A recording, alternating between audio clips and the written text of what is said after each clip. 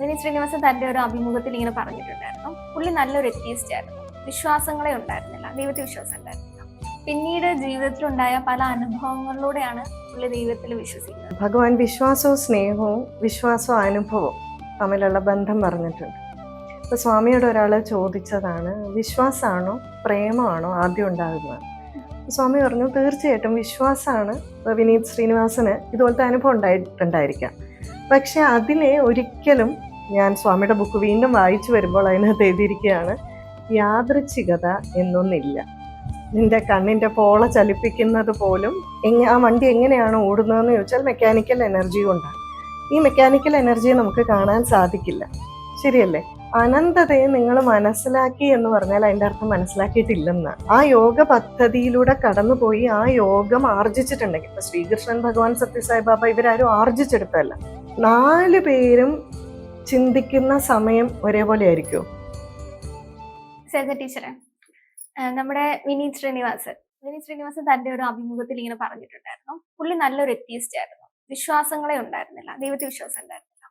പക്ഷേ പിന്നീട് ജീവിതത്തിലുണ്ടായ പല അനുഭവങ്ങളിലൂടെയാണ് പുള്ളി ദൈവത്തിൽ വിശ്വസിക്കുന്നത്. അങ്ങനെ ഒരു ശക്തിയുണ്ട്, അല്ലെങ്കിൽ ഇന്ന രൂപങ്ങളിലല്ല. ഞാൻ വിഷ്ണുവിൽ വിശ്വസിക്കുന്നു, ശിവനിൽ വിശ്വസിക്കുന്നു, ഗണപതിയിൽ വിശ്വസിക്കുന്നു, അങ്ങനെയല്ല. ഒരു ശക്തിയുണ്ട്, ആ ഒരു ശക്തിയിൽ വിശ്വസിക്കാൻ തുടങ്ങി. കാരണം പുള്ളി ചില കാര്യങ്ങൾ നമ്മൾ തീരുമാനിച്ചു കഴിഞ്ഞാലും അത് ബ്ലോക്ക് ആക്കിക്കൊണ്ടിരിക്കും. അത് മേ ബി അത് തെറ്റായ, പിന്നീട് നമുക്ക് മനസ്സിലാവും, അത് ഞാൻ ചെയ്തിരുന്നെങ്കിൽ ഞാൻ അത്ര വലിയ പ്രശ്നത്തിൽപ്പെട്ടേനെ. അങ്ങനെ ബ്ലോക്ക് ആക്കിക്കൊണ്ടേയിരിക്കും. അപ്പോ അത്തരം അനുഭവങ്ങളിലൂടെയാണ് പുള്ളി വിശ്വസിച്ചത്, എന്തോ ഒരു ശക്തിയുണ്ട്, ആ ശക്തിയുടെ പ്രൊട്ടക്ഷനിലാണ് നമ്മളുള്ളത്. അപ്പോ ഇതിന്റെ അപ്പുറത്തേക്ക് പോവാൻ, അല്ലെങ്കിൽ ഇത്തരം ഒരു പ്രശ്നത്തിൽ പെടാൻ ചിലരെ ആ ഒരു ശക്തി സമ്മതിക്കില്ല. ടീച്ചറിന് അങ്ങനെ എന്തെങ്കിലും അനുഭവങ്ങളുണ്ടോ? ആദ്യം തന്നെ ഈ വിശ്വാസത്തെ പറ്റി പറഞ്ഞപ്പോൾ ഭഗവാൻ സത്യസായി ബാബ എന്താ പറഞ്ഞിരിക്കുന്നതെന്ന് പറയാം, എന്നിട്ട് എനിക്കുണ്ടായ അനുഭവം പറയാം. ഭഗവാൻ വിശ്വാസവും സ്നേഹവും വിശ്വാസവും അനുഭവവും തമ്മിലുള്ള ബന്ധം പറഞ്ഞിട്ടുണ്ട്. ഇപ്പൊ സ്വാമിയോട് ഒരാൾ ചോദിച്ചതാണ്, വിശ്വാസമാണോ പ്രേമമാണോ ആദ്യം ഉണ്ടാകുന്നത്? സ്വാമി പറഞ്ഞു, തീർച്ചയായിട്ടും വിശ്വാസമാണ് ആദ്യം ഉണ്ടാകുക. കാരണം വിശ്വാസം ഉണ്ടെങ്കിൽ, ഇപ്പൊ ഒരു ഭാര്യയും ഭർത്താവും തമ്മിൽ വിശ്വാസം ഉണ്ടെങ്കിലേ അവിടെ പ്രേമം ഉണ്ടാവുകയുള്ളൂ. അപ്പൊ അതുകൊണ്ട് തന്നെ ഈ വിശ്വാസം പ്രേമത്തിന്റെ ഒരു മുന്നോടിയായിട്ട് വേണ്ട ഒരു സാധനമാണ്. അപ്പൊ അതുകൊണ്ട് അത് ജീവിതത്തിൽ വളരെ പ്രധാനപ്പെട്ട ഒരു സാധനമാണ് ഈ വിശ്വാസം എന്ന് പറയുന്നത്. അതുപോലെ തന്നെ വിശ്വാസമാണോ അനുഭവമാണോ ആദ്യം ഉണ്ടാകുന്നത്? അപ്പൊ ഇവിടെ പറഞ്ഞതനുസരിച്ചാണെങ്കിൽ അനുഭവമാണ് ആദ്യം ഉണ്ടായതെന്ന് പറയാം. പക്ഷേ ഭഗവാൻ പറയുന്നു വിശ്വാസമാണ് ആദ്യം ഉണ്ടാകുക. ഇവിടെ അതിന്റെ വ്യത്യാസം എന്താന്ന് വെച്ചാൽ, ആദ്യകാലങ്ങളിലും ഇതുപോലത്തെ അനുഭവം ഉണ്ടായിട്ടുണ്ടായിരിക്കാം. വിനീത് ശ്രീനിവാസന് ഇതുപോലത്തെ അനുഭവം ഉണ്ടായിട്ടുണ്ടായിരിക്കാം. പക്ഷെ അതിനെ ഒരിക്കലും ഈശ്വരന്റെ നിശ്ചയവുമായിട്ട് ശക്തിയായിട്ട് കണക്ട് ചെയ്തില്ല, അല്ലേ? അപ്പൊ എന്ത് വരും? നമ്മളത് കോയിൻസിഡൻസ് ആന്ന് പറയും. എന്ത് സംഭവിച്ചാലും അതങ്ങനെ യാദൃച്ഛികമായിട്ട് സംഭവിച്ചു എന്നേ ചിന്തിക്കൂ. പക്ഷെ എവിടെയാണോ വിശ്വാസം വരുന്നത്, ഇപ്പൊ ഇദ്ദേഹത്തിന് കുറേ അനുഭവം ഉണ്ടായി, അല്ലെങ്കിൽ കുറേ കാര്യങ്ങൾ അദ്ദേഹത്തിന്റെ ജീവിതത്തിൽ സംഭവിച്ചു. അന്നൊന്നും അദ്ദേഹം അത് ആദ്യം ഒന്നും മൈൻഡ് ചെയ്തില്ല. അപ്പൊ എന്ത് വിചാരിക്കും? അതൊക്കെ എന്തോ യാദൃച്ഛികമായിട്ട് സംഭവിച്ചു. പക്ഷെ കുറച്ച് കഴിഞ്ഞപ്പോൾ അദ്ദേഹത്തിന് എന്താണ്, പതുക്കെ അദ്ദേഹം ഇതിനെ ശ്രദ്ധിക്കാൻ തുടങ്ങിയപ്പോൾ അദ്ദേഹത്തിന്റെ ഉള്ളിൽ പതുക്കെ ഇത് ഇതുകൊണ്ടായിരിക്കാം, ആ ഈശ്വരന്റെ ശക്തി കൊണ്ടായിരിക്കാം എന്നുള്ളൊരു വിശ്വാസം വരാൻ തുടങ്ങി. ഈ വിശ്വാസം വന്നു കഴിയുമ്പോഴാണ് ശരിയായിട്ടുള്ള എക്സ്പീരിയൻസ് വരിക. പിന്നെ ഉണ്ടാകുന്നതാണ് അനുഭവം എന്ന് പറയാൻ പറ്റൂ. കാരണം എന്താണ്, പിന്നെ അത് ഈശ്വരന്റെ ശക്തി കൊണ്ടാണെന്ന് അദ്ദേഹം റിലേറ്റ് ചെയ്യാൻ തുടങ്ങും. അല്ലെങ്കിൽ അതുവരെ എല്ലാം കോയിൻസിഡൻസ് ആണെന്ന് പറയും. ഇതാണ് തമ്മിലുള്ള വ്യത്യാസം. അതായത് വിശ്വാസത്തിലൂടെ അനുഭവം വരും എന്ന് പറയുന്നതിന് ബാബ പറയുന്ന ഒരു ഉദാഹരണം, നമ്മൾ ആദ്യം ജലത്തിൽ ഇറങ്ങണമെങ്കിൽ നമുക്കൊന്നൊരു വിശ്വാസം വേണം, എന്നാലേ നീന്തൽ എന്ന് പറയുന്ന അനുഭവം നമുക്ക് കിട്ടത്തുള്ളൂ, അല്ലേ? അപ്പൊ നീന്തുക എന്ന് പറയുന്ന അനുഭവം കിട്ടണമെങ്കിൽ ആദ്യം ജലത്തെ വിശ്വസിച്ച് നമ്മൾ ആ ജലത്തിലേക്ക് ഇറങ്ങണം. അപ്പൊ അതുപോലെ തന്നെ ആദ്യം വിശ്വാസം തുടങ്ങുമ്പോഴാണ് നമ്മൾ ഈ അനുഭവത്തിനെ പലപ്പോഴും നോട്ട് ചെയ്യാൻ തുടങ്ങുക. അപ്പൊ എൻ്റെ ജീവിതത്തിലുണ്ടായ ഒരു എക്സ്പീരിയൻസ് എന്താന്ന് വെച്ചാൽ, സ്വാമിയിലേക്ക് വന്ന സമയമാണ്. അപ്പൊ അന്നും നമുക്ക് എല്ലാ കാര്യങ്ങളും കൃത്യമായിട്ടൊരു കാഴ്ചപ്പാടുകളൊന്നും നമുക്കായിട്ടില്ല, ഇന്നും ആയിട്ടില്ല. പക്ഷെ അന്നത്തെ സമയത്ത് ഞാനിങ്ങനെ ഒരു ദിവസം സായി സമിതിയിൽ യൂത്തിന് ക്ലാസ് എടുക്കുകയാണ്, യുവ വികാസ് ക്ലാസ് എടുക്കുന്ന സമയം. അപ്പൊ അതിന് മുമ്പായിട്ട് നമ്മൾ എന്തെങ്കിലും പ്രിപ്പയർ ചെയ്യുമല്ലോ. അപ്പൊ അതിനകത്ത് സ്വാമി ഊത നിറമുള്ള ഒരു വസ്ത്രം ധരിച്ചുകൊണ്ട്, സ്യൂട്ട് ധരിച്ചുകൊണ്ട് ഏതോ ഒരു രാജ്യത്ത് ഒരു ഭക്തന്റെ വീട്ടിൽ പ്രത്യക്ഷപ്പെട്ടതായിട്ട് പറയുന്നുണ്ട്. അപ്പൊ ഞാൻ ഈ ഊത നിറം എന്ന് പറയുന്നത് കേട്ടിട്ടേ ഇല്ല, എനിക്ക് അറിയില്ല എന്താണ്, മലയാളത്തിലുള്ള വാക്കാണെങ്കിലും എനിക്ക് അറിയില്ല. ഞാൻ വിചാരിച്ചു എന്താണ് ഊത നിറം. ക്ലാസ് എടുത്തപ്പോഴും ഞാൻ കുട്ടികളോട് പറഞ്ഞു, സ്വാമി സ്യൂട്ട് ധരിച്ച് ഞാൻ ആദ്യമായിട്ടാണ് വായിക്കുന്നത്, പക്ഷെ അതുപോലെ ഈ ഊത നിറം എന്താണെന്ന് എനിക്ക് അറിയില്ല. അപ്പൊ ഞാൻ സായി സമിതിയിൽ തന്നെ ഇരുന്നാണ് ഈ ക്ലാസ് എടുത്തുകൊണ്ടിരുന്നത്. അപ്പൊ ഞാൻ പെട്ടെന്ന് സ്വാമിയെ തിരിഞ്ഞു നോക്കിയിട്ട്, സ്വാമിയുടെ ആ ഫോട്ടോയിലേക്ക് തിരിഞ്ഞു നോക്കിയിട്ട് പറഞ്ഞു, സ്വാമിയല്ലേ ഊത നിറമുള്ള കോട്ടിട്ടുകൊണ്ട് പോയത്, അതുകൊണ്ട് ഇതെന്ത് നിറമാണെന്ന് സ്വാമി തന്നെ ഒന്ന് പറഞ്ഞു തരും എന്ന് പറഞ്ഞ് ക്ലാസ് എടുത്തു. അത് കഴിഞ്ഞിട്ട് വീട്ടിൽ വന്നു. കുറെ കഴിഞ്ഞിട്ട് ആ വായിച്ചുകൊണ്ടിരുന്ന പുസ്തകത്തിന്റെ ബാക്കി എടുത്ത് വായിച്ചു. അപ്പൊ വീണ്ടും എവിടെ ഒരു ഊത നിറം വന്നിരിക്കുന്നു.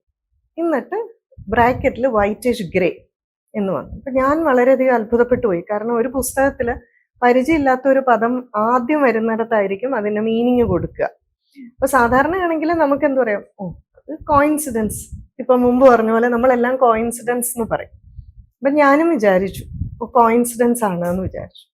കുറച്ച് കഴിഞ്ഞിട്ട് ഞാൻ സ്വാമിയുടെ ബുക്ക് വീണ്ടും വായിച്ചു വരുമ്പോൾ അതിനകത്ത് എഴുതിയിരിക്കുകയാണ്, യാദൃച്ഛികത എന്നൊന്നില്ല, നിന്റെ കണ്ണിന്റെ പോള ചലിപ്പിക്കുന്നത് പോലും ഞാൻ അറിഞ്ഞുകൊണ്ടാണ് എന്ന്. അപ്പൊ നമുക്ക് കൃത്യമായിട്ടുള്ള ഇപ്പൊ ഈ ഇദ്ദേഹത്തിന് പറഞ്ഞതുപോലെ മെസ്സേജുകൾ വന്നുകൊണ്ടിരിക്കുകയാണ്. അപ്പൊ നമ്മൾ വിശ്വസിച്ച് വരുമ്പോഴാണ് ഇത് അനുഭവമായിട്ട് നമുക്ക് തോന്നുക. അല്ലെങ്കിൽ യാദൃച്ഛികമായിട്ട് ജീവിതത്തിൽ എന്തോ സംഭവിക്കുന്നു എന്നും പറഞ്ഞ് നമ്മളങ്ങ് പോകും. നമ്മൾ ഈ സയൻസ് ആയിട്ട് റിലേറ്റ് ചെയ്യുമ്പോഴാണ് ഇത്തരത്തിലുള്ള വിശ്വാസങ്ങളൊക്കെ ഒരു സംശയ നിഴലിൽപ്പെടുന്നത്. ഇപ്പോൾ ഈ സത്യസായി ബാബയെ സംബന്ധിച്ചിട്ടാണെങ്കിലും നമ്മൾ സാമൂഹ്യ മാധ്യമങ്ങൾ ശ്രദ്ധിച്ചിട്ടുണ്ടെങ്കിലും ഏറ്റവും കൂടുതൽ ഈ വിശ്വാസം എന്ന് പറയുന്നത് ചോദ്യം ചെയ്യപ്പെടുന്നത് അത്ഭുതങ്ങളെ കാണിച്ചുകൊണ്ട് തന്നെയാണ്. ഒരു മനുഷ്യന് എങ്ങനെയാണ് ഈ അത്ഭുതങ്ങൾ ചെയ്യാൻ പറ്റുന്നത്? അപ്പൊ ഇദ്ദേഹം ഇങ്ങനെ വിഗ്രഹം പുറത്തേക്ക് തുപ്പുന്നതാണെങ്കിലും അതേപോലെ സ്വർണം, അപ്പൊ ഇതൊക്കെ എന്ന് പറയുന്നത് സാമൂഹ്യ മാധ്യമങ്ങളിൽ വരുന്ന സമയത്ത് വിശ്വാസം ചോദ്യം ചെയ്യപ്പെടുന്ന ഒരു സ്ഥിതിയിലേക്ക് പോകും. ഒരു മനുഷ്യൻ എങ്ങനെയാണ് അത് സാധിക്കുന്നത്? ഇതൊക്കെ ഒരു ഫേക്ക് അല്ലേ എന്നുള്ളത്. സ്വാമി എല്ലായ്പ്പോഴും പറയാറുണ്ട്, ഇതെല്ലാം സ്വാമിയിലേക്ക് വരാനുള്ള ഒരു വിസിറ്റിംഗ് കാർഡുകൾ ആണ്. ഈ വിസിറ്റിംഗ് കാർഡ് എപ്പോഴാണ് കൊടുക്കുക? ശരിക്കും പറഞ്ഞു കഴിഞ്ഞാൽ നമ്മൾ ആദ്യമായിട്ട് ഒരാളെ പരിചയപ്പെടുമ്പോഴാണ്. അപ്പൊ ഞാൻ ചോദിക്കട്ടെ, യേശുദേവൻ അത്ഭുതങ്ങൾ കാണിച്ചിട്ടില്ലേ? യേശുദേവനും ജീവിച്ചിരുന്ന ഒരു മനുഷ്യനാണ്. എപ്പോഴാണോ അവർക്ക് ആ ജനങ്ങളിലേക്ക് എത്താൻ വേണ്ടി, അവർക്കിത് ഒരിക്കലും അത്ഭുതമല്ല, അവർക്കിത് സ്വാഭാവികമായിട്ടുള്ള ഒരു കാര്യമാണ്. നമുക്കിത് സാധിക്കാത്തത് കൊണ്ട് നമ്മൾ ചിന്തിക്കുന്നു ഇതൊരു മനുഷ്യന് സാധിക്കില്ല. ഇപ്പൊ ഒരു ഉദാഹരണം പറയാം. ഇത് ഞാൻ എപ്പോഴും പല പ്രഭാഷണങ്ങളിലും പറയുന്നുണ്ട്. PT ഉഷ ഓടുന്നത് പോലെ നമുക്ക് ആർക്കും ഓടാൻ സാധിക്കില്ല. അതിന്റെ അർത്ഥം PT ഉഷയ്ക്ക് ഓടാൻ സാധിക്കില്ല എന്നാണോ? നമുക്ക് സാധിക്കാത്തത് വേറെ ആർക്കും സാധിക്കില്ല എന്ന് പറയുന്നത് അത് തീരെ ലോജിക്കില്ലാത്ത കാര്യമാണ്. ഒന്നാമത്തേത്. രണ്ടാമത്തെ കാര്യം, ഈ ഒരു തലത്തിലേക്ക് സാധനാ മാർഗം പല ജന്മങ്ങളിലൂടെ എത്തിയാൽ നമുക്കും ഇതിൽ എത്തിപ്പെടാൻ സാധിക്കും. പക്ഷേ അതറിയാത്തതിന് കാരണം നമ്മൾ ആ തിയറി ക്ലാസ്സിലൂടെ പോയിട്ടേയില്ല. അപ്പൊ അതിന് ഇതും ചിലപ്പോൾ ഞാൻ ധാരാളം വേദികളിൽ പറഞ്ഞിട്ടുള്ളതാണ്. ആൾക്കാർക്ക് ഒരു മടുപ്പുണ്ടാവുമെന്ന് അറിയില്ല, എങ്കിലും ഞാനൊരു ഉദാഹരണം പറയാം. അപ്പൊ അത് ചുരുക്കി പറയാം. ഒരു വണ്ടിയിൽ നമ്മൾ ഇരിക്കുമ്പോൾ ആ വണ്ടി എങ്ങനെയാണ് ഓടുന്നതെന്ന് ചോദിച്ചാൽ മെക്കാനിക്കൽ എനർജി കൊണ്ടാണ്. ഈ മെക്കാനിക്കൽ എനർജിയെ നമുക്ക് കാണാൻ സാധിക്കില്ല, ശരിയല്ലേ? പക്ഷെ നമുക്കറിയാം മെക്കാനിക്കൽ എനർജി കൊണ്ടാണ് ഓടുന്നത്. ഇത് മെക്കാനിക്കൽ എനർജി കൊണ്ടാണ് ഓടുന്നത് നമ്മൾ എങ്ങനെയാണ് റിയലൈസ് ചെയ്യുന്നത്? മീറ്റർ റീഡിങ് നോക്കിയിട്ട്. ഒരു സാധാരണ മനുഷ്യന് മീറ്റർ റീഡിങ് നോക്കിയാൽ മനസ്സിലാവണമെന്നില്ല, അല്ലേ? ഈ മെക്കാനിക്കൽ എനർജി എങ്ങനെയാണ് പ്രവർത്തിക്കുന്നതെന്നും മനസ്സിലാവണമെന്നില്ല. പക്ഷെ ഒരു എഞ്ചിനീയർക്ക് മനസ്സിലാവും. കാരണം എന്താണ്? എഞ്ചിനീയർ അതിൻ്റെ തിയറി പഠിച്ചിട്ടുണ്ട്. ഇതുപോലെ തന്നെ സാധനാ പദ്ധതികളിൽ ഒരു മാർഗം പറഞ്ഞിട്ടുണ്ട്. ആ മാർഗത്തിലൂടെ കടന്നു പോയാൽ നമുക്ക് എല്ലാവർക്കും ഇവിടെ എത്തിച്ചേരാൻ സാധിക്കും. പക്ഷെ ആ സാധനാ പദ്ധതിയുടെ അൾട്ടിമേറ്റ് ആയിട്ടുള്ള തലങ്ങളാണ് ഇതെല്ലാം.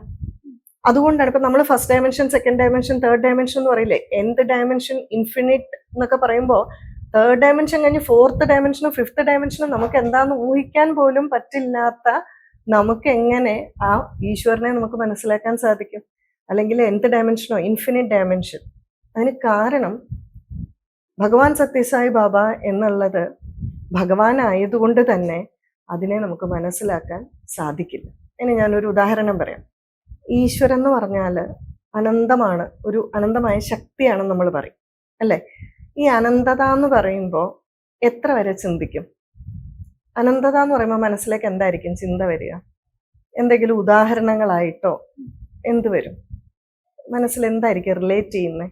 ഇൻഫിനിറ്റ് എന്ന് പറയുന്നത് ഒരു അനന്തത, എല്ലായിടവും നിറഞ്ഞു നിൽക്കുന്നത് എന്ന് പറയുമ്പോൾ മനസ്സിലേക്ക് എന്തായിരിക്കും പെട്ടെന്നൊരു ചിന്ത വരുന്നത്? എനിക്ക് വരുന്നത് യൂണിവേഴ്സ് ആയിരിക്കും. അതിനകത്തില് നമുക്ക് എത്തിപ്പെടാൻ പറ്റാത്ത രീതിയിൽ ചുറ്റും ഒരുപാട് അങ്ങനെ നിറഞ്ഞിരിക്കുന്ന എന്തൊക്കെയാണുള്ളത്? ഒന്ന് സമുദ്രം. അനന്തത എന്ന് പറയുമ്പോൾ നമ്മുടെ മനസ്സിലേക്ക് പെട്ടെന്ന് വരുന്നത് എല്ലായിടവും നോക്കിയാൽ ആകാശം അല്ലേ, അനന്തമാണ്. വായു എല്ലായിടവും നിറഞ്ഞിരിക്കുന്നതാണ് അല്ലേ? പക്ഷെ അവിടെയുള്ളൊരു പ്രശ്നം, അനന്തതയെ നിങ്ങൾ മനസ്സിലാക്കി എന്ന് പറഞ്ഞാൽ അതിൻ്റെ അർത്ഥം മനസ്സിലാക്കിയിട്ടില്ലെന്നാണ്. അനന്തതയെ നമുക്ക് മനസ്സിലാക്കാൻ സാധിക്കില്ല എന്ന് പറഞ്ഞിട്ടുണ്ടെങ്കിൽ അത് ശരിയാണ്. അതിന് കാരണം എല്ലായിടത്തും വായു നിറഞ്ഞിരിക്കുന്നു എന്ന് ഞാൻ പറയുകയാണെന്ന് വിചാരിക്കാം. അപ്പം നമ്മുടെ മനസ്സിലേക്ക് ആദ്യം വരുന്ന എല്ലാ ചെറിയ വസ്തുവിലും വലിയ വസ്തുവിലും ഉൾപ്പെടെ ലോകത്തെല്ലായിടത്തും വായു നിറഞ്ഞിരിക്കുന്നു. അപ്പം ഞാൻ വിചാരിക്കും ഒരു കുടത്തിനുള്ളിലും വായു ഉണ്ട്. കുടം എന്ന് പറയുമ്പോഴേ അവിടെ ഒരു അതിർത്തി വന്നു കഴിഞ്ഞു, ഒരു ബോർഡർ വന്നു കഴിഞ്ഞു. നമ്മൾ വിചാരിക്കും ഭാരതം മുഴുവൻ വായു ഉണ്ട്, അവിടെ അതിർത്തിയുണ്ട്. ഗ്ലോബ് എടുക്കുക, അത് മുഴുവൻ വായു നിറഞ്ഞിരിക്കുന്നു. അപ്പൊ അവിടെയും നമ്മൾ എന്താണ്, വായു നിറഞ്ഞിരിക്കുന്നു എന്ന് പറയുമ്പോൾ അതിർത്തിയുണ്ട്. ഈ അതിർത്തി ഇല്ലാതെ നമുക്ക് അനന്തതയെ ചിന്തിക്കാൻ സാധിക്കില്ല മനുഷ്യന്. മനസ്സിലായോ? അപ്പൊ അനന്തമായിട്ടുള്ള ഈശ്വരനെ നമുക്ക് എങ്ങനെ മനസ്സിലാക്കാൻ സാധിക്കും? നമ്മൾ ഇപ്പം ശ്രീകൃഷ്ണൻ ദ്രൗപദിയുടെ ആ പാത്രത്തിൽ നിന്നും ആ ഒരു ചീരയില കഴിച്ചപ്പോൾ ബാക്കി എല്ലാവർക്കും, ആ മുനിമാർക്കെല്ലാം വിശപ്പ് മാറി എന്ന് പറയുന്നുണ്ട്. ഇത് ശരിക്കു പറഞ്ഞാൽ ഒരു യോഗ പദ്ധതിയാണ്. ആ യോഗ പദ്ധതിയിലൂടെ കടന്നുപോയി ആ യോഗം ആർജിച്ചിട്ടുണ്ടെങ്കിൽ, ഇപ്പൊ ശ്രീകൃഷ്ണൻ, ഭഗവാൻ സത്യസായി ബാബ ഇവരാരും ആർജിച്ചെടുത്തല്ല, അവരാണ് സോഴ്സ്, പുറപ്പെടുവിക്കുന്നത് അവരാണ്. ഇപ്പൊ സൂര്യന് പോലും പ്രകാശം കൊടുക്കുന്ന ഈശ്വരനാണെന്ന് പറയും. അപ്പൊ അവരിൽ നിന്നാണ് നമ്മളിലേക്ക് കിട്ടുന്നത്. അപ്പോൾ ശ്രീകൃഷ്ണൻ ആ യോഗസിദ്ധി ഉള്ളത് കൊണ്ടാണ് ആ ചീരയില കഴിച്ചു കഴിയുമ്പോൾ, ഇപ്പൊ പെട്ടെന്ന് ഞാൻ അതിന്റെ പേരോർമ്മ വരുന്നില്ല, ഇത് കഴിച്ചപ്പോൾ ബാക്കി എല്ലാവരിലും ആ എനർജി വന്നതായിട്ടും ഭക്ഷണം നിറഞ്ഞതായിട്ടും തോന്നുക. ഇങ്ങനെയുള്ള യോഗസിദ്ധികളുണ്ട്. അതായത് നമ്മളിലെ എനർജിയെ പ്രത്യേക രീതിയിൽ കൺട്രോൾ ചെയ്താൽ നമ്മുടെ ചുറ്റുമുള്ള വസ്തുക്കളിലും നമുക്ക് ഇൻഫ്ലുവൻസ് ചെയ്യാൻ സാധിക്കും. അപ്പം അതുകൊണ്ടാണ് നമുക്കിതൊന്നും മനസ്സിലാക്കുന്നത്. പക്ഷേ ശാന്തമായിട്ട് കുറേശ്ശെ പഠിക്കാനും ആ സാധനാ പദ്ധതികളിൽ മുന്നേറുകയും ചെയ്യുകയാണെങ്കിൽ നമുക്ക് കുറേ ചെറിയ ചെറിയ രീതിയിലുള്ള അനുഭവങ്ങൾ നമുക്ക് ഉണ്ടായി വരും. ആദ്യം ചെയ്യേണ്ടത് ഋഷിവചനങ്ങളിലുള്ള വിശ്വാസമാണ്. മുമ്പ് പറഞ്ഞതുപോലെ വിശ്വാസം വന്നാൽ നമ്മൾ അതിനെപ്പറ്റി കൂടുതലായിട്ട് പഠിക്കുമ്പോൾ നമുക്ക് അനുഭവം ഉണ്ടാകും. വിശ്വാസം ഉണ്ടാകാതെ നമ്മൾ എന്നും ഓടുന്ന ബസ്സിലിരുന്ന് മെക്കാനിക്കൽ എനർജി ഇല്ല എന്ന് പറഞ്ഞാൽ എങ്ങനെയുണ്ടോ അതുപോലെ ആയിരിക്കും ഈ ആധ്യാത്മിക പാതയിൽ ഏത് കാര്യങ്ങൾ മനസ്സിലാക്കണമെങ്കിൽ അതിൻ്റെ ഒരു തിയറി ഇല്ലേ, സ്കൂളിലാണെങ്കിലും. പക്ഷെ ആധ്യാത്മികതയെ പറ്റി ഒരു തിയറിയും പഠിക്കാതെയാണ് ഈ പറയുന്ന ആളുകൾ കമൻ്റ് ഇറക്കുന്നത്. അതിൻ്റെ അർത്ഥം എന്താന്ന് വെച്ചാൽ, ഒന്നും അറിയാത്ത ഒരാൾ ഓടുന്ന ബസ്സിലിരുന്ന് മെക്കാനിക്കൽ എനർജി ഇല്ല എന്ന് പറയുന്നതിന് തുല്യമാണ്. ആദ്യം ചെയ്യേണ്ടത് അതിൻ്റെ ആ പാതയിലൂടെ, പഠനങ്ങളിലൂടെ. ഇത് പെട്ടെന്ന് ഒരു വാക്കിൽ നമുക്ക് പറഞ്ഞു തീർക്കാൻ സാധിക്കുന്നതല്ലല്ലോ. അതിനെ നല്ല മനസ്സോടുകൂടി പഠിക്കാൻ ശ്രമിക്കുക, അനുഭവങ്ങൾ വേണമെങ്കിൽ. ടീച്ചറെ, നമ്മുടെ ഇവിടുത്തെ വിശ്വാസങ്ങൾ എന്ന് പറയുന്നത് വൈവിധ്യമാർന്നതാണ്. പല തലങ്ങളിലാണ് പലരുടെയും വിശ്വാസം. ഇത് ഇത്രയും ഒരു കോംപ്ലിക്കേറ്റഡ് ആയിട്ട് എങ്ങനെയാ ശരിക്കും മാറുന്നത്? ചിലർക്ക് വിശ്വാസമുണ്ട്, ചിലർക്ക് ചില കാര്യങ്ങളിൽ വിശ്വാസം ഇല്ല, അതും കൂടെ ഉണ്ട്. വിശ്വാസം മാത്രമല്ല, ചിലതിൽ വിശ്വാസവും ഇല്ല. അതിൻ്റെ പ്രധാനപ്പെട്ട കാരണം എന്താണെന്ന് വെച്ചാൽ, ഒരാളുടെ മനസ്സ് വേറൊരാളുടെ മനസ്സുമായിട്ട് വ്യത്യാസപ്പെട്ടിരിക്കുന്നു. ലോകത്തിൽ എത്ര മനുഷ്യരുണ്ടോ അത്രയും മനസ്സുണ്ട്. അത്രയും മനസ്സുള്ളപ്പോൾ അത്രയും വ്യത്യസ്തമായിട്ടുള്ള താല്പര്യങ്ങളുമായിരിക്കും, വിശ്വാസങ്ങളായിരിക്കും. അതിനൊരു ഉദാഹരണം പറയാം. ഒരു ഗുരു, അദ്ദേഹത്തിന് ഒരു 4 ശിഷ്യന്മാരുണ്ടെന്ന് വിചാരിക്കുക. അദ്ദേഹം ഒരു ധ്യാനം ഈ 4 ശിഷ്യന്മാരെ പഠിപ്പിച്ചു എന്ന് വയ്ക്കുക. ഈ 4 പേരും ഒരുപോലെ ആയിരിക്കുമോ ചെയ്യുക? ഇപ്പം ധ്യാനം എങ്ങനെയാണെന്ന് വെച്ചാൽ, ജ്യോതിർധ്യാനം. ഇപ്പം വിളക്കിനെ നോക്കിക്കൊണ്ട് ആ വിളക്കിൻ്റെ തിരി അല്ലെങ്കിൽ ഭഗവാന്റെ കേശാദിപാദം നമ്മൾ സ്മരിക്കുക. അപ്പം ആദ്യം ഭഗവാന്റെ ആ മുഖം സ്മരിക്കുന്നു, അങ്ങനെയൊക്കെ. പക്ഷെ ഈ 4 പേരും ചെയ്യുന്ന സാധന പദ്ധതി ഏകദേശം ഒരുപോലെയാണെങ്കിലും ഈ മുഖം 4 പേരും ചിന്തിക്കുന്ന സമയം ഒരേപോലെ ആയിരിക്കുമോ? ഒരു സെക്കൻഡിനാണെങ്കിലും വ്യത്യാസമില്ല. അത് കഴിഞ്ഞ് അടുത്ത അവയവത്തിലേക്ക് പോകും. അവിടെ വ്യത്യാസം വരുന്നുണ്ട്. അപ്പൊ സാധന പദ്ധതി ഒന്നാണെങ്കിലും എല്ലാവരും ഒരേ ഗുരുവിന്റെ അതേ ഗുരു ഉപദേശിച്ചു കൊടുത്ത 4 ശിഷ്യന്മാരും ഒരുപോലെ അല്ല ചെയ്യുന്നത്. അതിന് കാരണം എന്താ? 4 പേർക്ക് 4 മനസ്സാണ്. അപ്പൊ നമ്മളുടെ മനസ്സ് വേറിട്ട് നിൽക്കുന്നത് കൊണ്ട് തന്നെ നമുക്ക് ഈ വൈവിധ്യമാർന്ന സാധനാ പദ്ധതി ഇത് നമ്മൾ വലിയൊരു പോരായ്മയായിട്ടാ പറയുന്നത്. പക്ഷെ ഇത് എന്തുമാത്രം വലിയൊരു നേട്ടാന്നറിയോ? എല്ലാവർക്കും ഒരേ താല്പര്യമാണോ? ഇപ്പൊ നമ്മൾ നോക്കി ഇവിടെ ഈ ലോകത്തിൽ തന്നെ എല്ലാവർക്കും എത്ര വൈവിധ്യമാർന്ന ഡ്രസ്സ് ഇടാനാ താല്പര്യം. എല്ലാ ദിവസവും രാവിലെ കഞ്ഞിയും പയറുമാണ് എങ്ങനെ ഇരിക്കും അല്ലെ? നമ്മുടെ ഇഷ്ടത്തിന് മനസ്സിന് താല്പര്യത്തിനനുസരിച്ച് കാര്യങ്ങൾ ചെയ്യാനും വസ്ത്രം ധരിക്കാനും ഒക്കെ അല്ലേ നമുക്ക് താല്പര്യം. അതുപോലെ തന്നെ ഈശ്വരന്റെ പാതയിലേക്ക് സഞ്ചരിക്കുന്നതിനും ഓരോരുത്തർക്കും അവനവന്റെ ഇഷ്ടമായിട്ടുള്ള താല്പര്യമുണ്ട്. അതുകൊണ്ട് തന്നെ നമുക്കിവിടെ ഒരു ലൈബ്രറിയാണ് ചിന്മയാനന്ദ സ്വാമിജി പറഞ്ഞ പോലെ. നമുക്ക് പക്ഷെ ലക്ഷ്യം അല്ലെങ്കിൽ ആ എത്തുന്നത് ഈശ്വരിൽ തന്നെ. അതിന് വിവിധ മാർഗങ്ങളുണ്ട്. അതിലേത് മാർഗത്തിലൂടെ വേണമെങ്കിലും നിങ്ങൾക്ക് സഞ്ചരിക്കാം, എത്തിച്ചേരും. നിങ്ങൾക്ക് ഏതാണോ കംഫർട്ടബിൾ. ചിലർക്ക് ധ്യാനം വളരെ ഇഷ്ടമാണ്, ചിലർക്ക് നാമജപമായിരിക്കും ഇഷ്ടം. അതുകൊണ്ട് തന്നെ ചിലർ പറയും ഈ നമ്മളുടെ സനാതന സംസ്കാരത്തിൽ ഒന്നിനും ഒരു നിശ്ചയമില്ല, വളരെയധികമാണ്. അതിന്റെ കാരണം ഇതാണ്. അത് വളരെ വലിയൊരു മഹത്തരമായിട്ടുള്ള കാര്യമാണ്. അതുകൊണ്ട് തന്നെ ഒരു 1000കണക്കിന് സാധനാ പദ്ധതി ഉണ്ടെങ്കിൽ അതിൽ നിന്ന് 1 2 ഒരു 10 ഇല്ലാതെയായെങ്കിലും സനാതന ധർമ്മത്തിന് ഒന്നും സംഭവിക്കാൻ പോണില്ല. നേരെ മറിച്ച് നിങ്ങൾക്ക് ആകെ ഒരേ ഒരു വഴിയേ ഉള്ളൂ. അതില്ലാതെയായി കുറെ കാലം കഴിഞ്ഞു. ഇപ്പൊ തന്നെ എത്ര സംസ്കാരങ്ങൾ, ഈജിപ്ഷ്യൻ സംസ്കാരം, മെസപ്പൊട്ടോമിയൻ സംസ്കാരം എന്നൊക്കെ പറയുന്നില്ലേ? അതൊന്നും ഇല്ലാതെ ഈ ഒരെണ്ണം കൊണ്ട് അത് ഇല്ലാതെയായെങ്കിലോ എന്ത് ചെയ്യും? ഇത് 10 20 ഇല്ലാതെയാണെങ്കിലും ഒന്നും സംഭവിക്കാൻ പോണില്ല. ആ 10 സാധനാ പദ്ധതി 20 സാധനാ പദ്ധതിയുടെ കൂടെ ആര് പോയില്ലെങ്കിലും ഇവിടെ ബാക്കി കിടക്കുകയാണ് നമുക്ക് ഇഷ്ടം പോലെ. അത് നമ്മുടെ ആചാര്യന്മാർക്ക് പണ്ടേ അറിയായിരുന്നു. മനസ്സ് വൈവിധ്യമാർന്നതാണ്. ഓരോരുത്തരുടെ മനസ്സും അവന്റെ രുചിക്കനുസരിച്ച് അവൻ തെരഞ്ഞെടുത്തോട്ടെ. അതുകൊണ്ട് തന്നെ ഭഗവാൻ ഭഗവത്ഗീതയിൽ അർജുനോട് എല്ലാ യോഗങ്ങൾ, കർമ്മയോഗം, ജ്ഞാനയോഗം, രാജയോഗം, ഭക്തിയോഗം എല്ലാം ഉപദേശിച്ചു കൊടുത്തിട്ട് പറയുന്നുണ്ട്, അർജുന ഞാൻ പറഞ്ഞു എന്ന് വെച്ച് സ്വീകരിക്കേണ്ട, നീ ഇതെല്ലാം ആലോചിച്ചിട്ട് യുക്തമായിട്ടുള്ളത് തീരുമാനിച്ചോളൂ എന്ന് പറയുന്നു. അപ്പൊ അതാണിത്. ആഴത്തിൽ ഇതിലേക്ക് ഇറങ്ങി ചെല്ലുമ്പോഴാണ് ഇതിന്റെ വലുപ്പവും നമ്മുടെ ഋഷീശ്വരന്മാരുടെ കാഴ്ചപ്പാടും നമുക്ക് ശരിക്കും മനസ്സിലാവുള്ളൂ. അതുകൊണ്ട് തന്നെയാണ് നമുക്ക് ഇത്രമാത്രം വിശ്വാസങ്ങളും എല്ലാം ഉള്ളത്. അതുകൊണ്ട് തന്നെ ഒരു വിശ്വാസത്തിനെയും വേണ്ട എന്ന് വെക്കരുത് എന്ന് പറഞ്ഞിരിക്കുന്നതിന്റെ കാരണം ഇത് തന്നെയാണ്. ഓക്കെ, നന്ദി ടീച്ചർ. നമസ്കാരം.